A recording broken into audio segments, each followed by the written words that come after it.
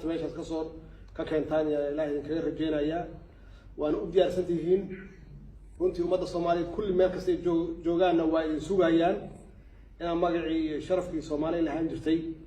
idinkaa xulkii qaranka ah inaa meeshaasi aad calankii Soomaaliyeed ee buluuga ahaa aad kor u qaadaan oo aad uga guuleysataan hadduu ilaahay yiraahdo kooxda ka soo horjeeda si xaraga leh oo qurxoon oo wanaagsan oo sharaf badan inaad uga guuleystaan yaa ilaahay idinkaga rajeynayaa runtii meel walba iyo qof kastoo Soomaaliyeedna waa idinka hadlaan waa idin fiirsanayaa waxaa matalaysaan qaran Soomaaliyeed waxaa matalaysaan dal Soomaaliyeed yaad matalaysaan marka insha Allah hadduu ilaahay yiraahdo waxaan rajeynayaa inaad halkaas guul ka keentaan hadduu ay yiraahdo waa mahadsantihiin yaa